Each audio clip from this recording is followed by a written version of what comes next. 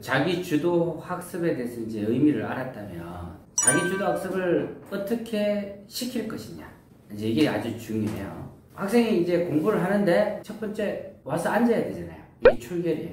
그 다음에 새로운 걸 배워야 되잖아요. 이게 학이에요, 학. 그 다음에 배웠던 걸 복습을 해야 되잖아요. 이게 study예요. 그 다음에 이게 잘 될 때 성적이 나와야 되고, 성적이 안 나오면 안 나온 걸 가지고 다시 또 점검이 들어가야 돼요. 자, 근데 여기 이제 전체적으로 이렇게 네 파트로 나누면 되는데, 자기주도 학습을 어떻게 키울 것이냐 했을 때, 우선 학생은 뭔가를 배웠다라고 생각을 하고, 배웠다 그러면 문제집 뭔가 풀어볼 거 아니에요, 문제를. 풀면은 틀린 게 있잖아요, 그죠?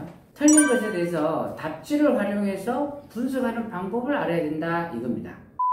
틀린 걸 가지고 어떻게 할 것인지가 나와야 되는데, 틀렸다면 우선은 첫 번째 단계가 이래요. 틀리면 답지 보지 말고 우선은 한 번 더 풀어보는 거예요. 요걸 실수라 그래요. 실수. 그래도 틀린 게 있어요. 그럼 답지 보고 보라 그래요. 답지 보고 본 걸 답지 봐도 이해가 안 돼요. 그런 것들은 이제 수업을 받아야 돼요. 그래서 수업 세 파트 딱 나눠 놓고, 이 나눈 걸 기준으로 이제 학생의 학습 스타일을 우리가 알아야 되는 거예요. 예를 들면 어떤 학생은 실수가 너무 많아요.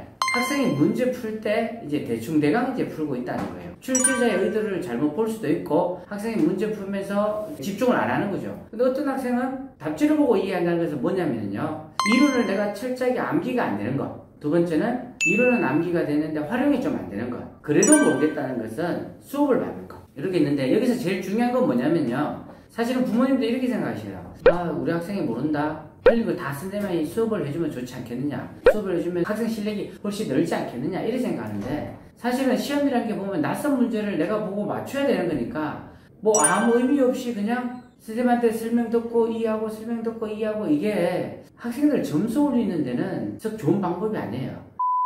잘하는 애와 못하는 애가 있는데, 잘하는 애는 답지를 활용을 잘해요. 틀렸어요? 야, 선생님 수업해줄게 이러면 애가 어떻게 말을 하냐면, 학생이요, 아 선생님 저 됐어요, 제가 먼저 한번 보고요, 내가 한번 더 해보고요, 그때 수업 받을게요, 이 얘기가 나오고요. 학생이 공부를 자기 못할 애는 어떻게 나오냐면은 자기 스스로 할 건 없어요.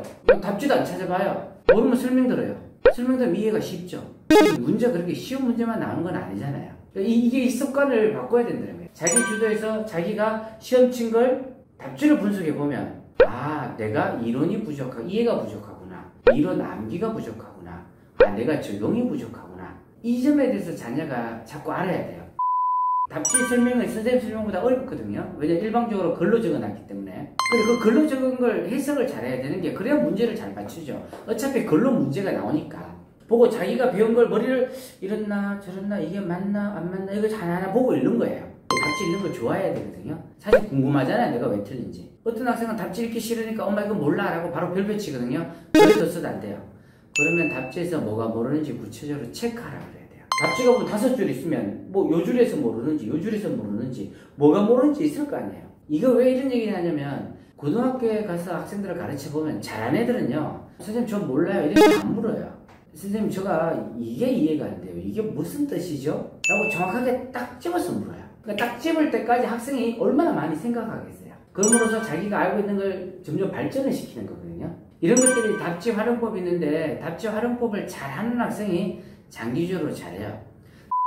제가 이야기하는 이 모든 내용이 뭐냐면, 지금의 당장의 성적은 아니에요. 사실 초등학교 성적은 부모 성적, 중학교는 학원 성적, 고등학교는 자기 성적이라고 그러거든요. 고등학교 올라가 버렸을 때 답지를 분석할 수 있는 애, 그리고 공부에 대한 학습 경험이 있는 애, 이런 학생하고 그저 수업만 받아서 선생님 도움으로 시험 쳐가지고 잘 나오고, 이거 하고는 정말 차원이 달라져요. 고등학교 때 올라왔는데 답지 분석도 안 되고 뭐가 안 됐다, 아, 어머니 그 학교 진도 못 따라가요.